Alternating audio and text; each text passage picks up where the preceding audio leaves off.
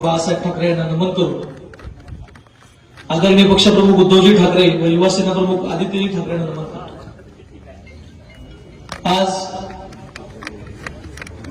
45 सातारा लोकसभा मतदारसंघाचे अधिकृत उमेदवार आदरणीय शशिकांतजी शिंदे साहेब यांच्या प्रचारार्थ या सभेसाठी उपस्थित आदरणीय खासदार श्रीनिवासजी पाटील साहेब, सातारा जिल्ह्याचे माजी पालकमंत्री व आमदार बाळासाहेबजी पाटील साहेब, त्याचबरोबर उपस्थित श्रमिक मुक्ती दलचे राष्ट्रीय अध्यक्ष डॉक्टर भारतजी पाटणकर, राष्ट्रीय काँग्रेसचे जिल्हाध्यक्ष डॉक्टर सुरेश जाधव, त्याचसोबत उपस्थित सर्वच मान्यवर व्यासपीठ व समोर बसलेले बंधू भगिनी मित्रांनो,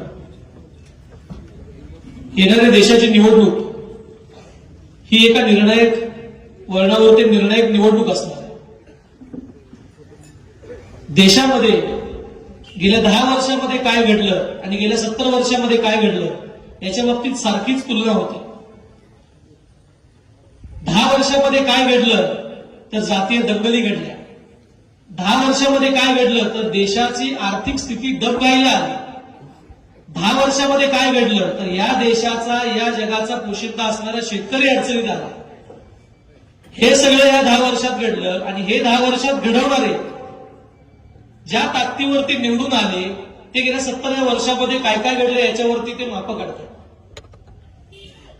देशाची निवडणूक कुठल्या पद्धतीने चालली आहे हे इथला आपला जिल्ह्यातला स्वाभिमानी मतदार, महाराष्ट्रातला स्वाभिमानी मतदार जाणून आहे। प्रचार सुरू झाल्यापासून आदरणीय शिंदे साहेबांसोबत फिरत असताना तळागाळातला वयस्कर असू दे किंवा तरुण असू दे, सगळे हीच भावना व्यक्त करतायत की देश हुकुमशाहीकडे चाललाय।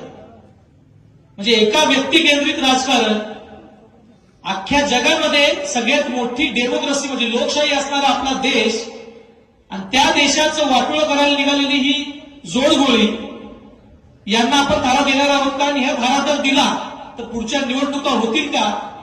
आणि मग लोकशाही संपुष्टात आल्यानंतर, भांडवलशाही आल्यानंतर काय होईल त्याचं उदाहरण एक देवेंद्रदादांनी सांगितलं की गेल्या 10 वर्षापूर्वी का 5 वर्षापूर्वी वंदनीय शिवछत्रपतींचं स्मारक व्हावं म्हणून जिथे भूमिपूजन झालं होतं त्याला परवानगी मिळत नाही, पण इथे इको सेन्सिटिव्ह झोन मध्ये जिथे 1 लाकडाचा तुकडा जरी आमच्या शेतकऱ्यांनी तोडला तर त्याला आत बसावं लागतं, तिथे अख्ख्या आघाडीला परवानगी मिळते। म्हणजे तुम्ही विचार करण्याची वेळ आलेली आहे की हे कितपर्यंत खोलपर्यंत गेलेलं आहे। हे सगळं खूप गांभीर्याने विचार करायची गरज आहे। आपण म्हणतोय पण आपल्या इथला रोजगार कसा नेला गेला? महाविकास आघाडीचं सरकार असताना, आदरणीय पवार साहेब तिथे मार्गदर्शक असताना, आदरणीय उद्धव साहेब तिथे मुख्यमंत्री असताना, आदरणीय बाळासाहेब पाटील साहेब मंत्री होते, सगळेच तिथे चांगलं काम करत होते, तिथे हात घालायला मिळत नाही। गुजरात मधले इतके मोठे प्रकल्प म्हणजे वेदांता बॉक्सर सारखा प्रकल्प इथे येतो जो 1 लाखापर्यंत नोकऱ्या तयार करणार होता, हे सगळं हाताला सापडत नाही की इथे तोडाफोडीचं राजकारण झालं आणि या राजकारणात तर महाराष्ट्राचं वाटोळं करायचं ठरलेलं आहे। हे सगळं जर आपल्याला गांभीर्याने आपल्या मनाला जर क्लेशदायक वाटत असेल तर आपल्याला ही निवडणूक फार गांभीर्याने घेणे गरजेचं आहे।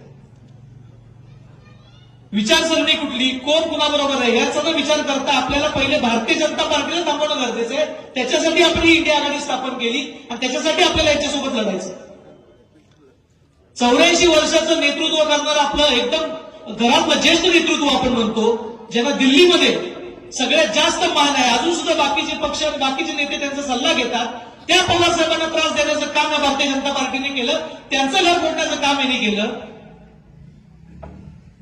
ज्या हिंदुत्व सम्राटांचं बोट धरून ही भारतीय जनता पार्टी या महाराष्ट्रामध्ये वाढली, त्यांच्या चिरंजीवासोबत यांनी काय वागणं केलं हे तुम्ही आम्ही बघितलं। आज त्यांना धडा शिकवण्याचं काम आपल्याला करायचं। याचं कारण एवढंच आहे की महाराष्ट्राची अस्मिता, महाराष्ट्राचा अभिमान, महाराष्ट्राचं स्वाभिमान हे जे कोणी जपलं असेल तर ते आदरणीय पवार साहेबांनी जपलं, ते उद्धव साहेबांनी जपलं।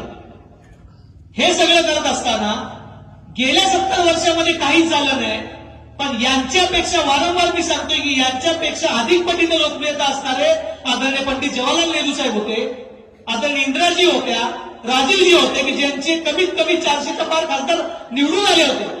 देशामध्ये 1700 ते 88च्या पुढे जाऊन आमदार निवडून आले होते, पण त्यावेळी देशाला कधी वाटलं नाही की आपल्या देशामध्ये हुकुमशाही येते की काय। पण या 10 वर्षामध्ये या जोडगोळीला, या मोदी शहांच्या जोडगोळीला इतकं काही जे पेपर फुटले की त्यांच्या सत्तेमध्ये आपल्याला जाणवायला लागलं की आपल्या देशामध्ये हुकुमशाही येते. त्याच्यामुळे ह्या सगळ्यांचं उत्तर आपल्याला 7 मेला.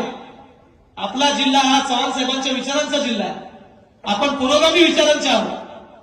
हे सगळं करत असताना आपल्याला ठामपणानं आपल्या जिल्ह्यामध्ये आणि पहिल्या टप्प्यातच महाराष्ट्राच्या जे मतदान झालं त्याच्यामध्ये ट्रेंड हळूहळू दिसायला सुरुवात झाली. महाराष्ट्र स्वाभिमानी आहे. तुम्ही आमचा स्वाभिमान बाकी काही दुखावलं तर चालेल, पण आमचा स्वाभिमान दुखावला तर आम्ही सोडणार नाही. हे आपल्याला या निमित्तानं मी सांगू इच्छितो. आपल्या या निवडणुकीला 7 तारखेला आदरणीय शिंदे साहेबांना तुम्ही आम्ही सगळ्यांनीच इंडिया आघाडी म्हणून भरघोस मताने विजयी करून देऊया एवढंच सांगतो आणि थांबतो. जय हिंद, जय महाराष्ट्र.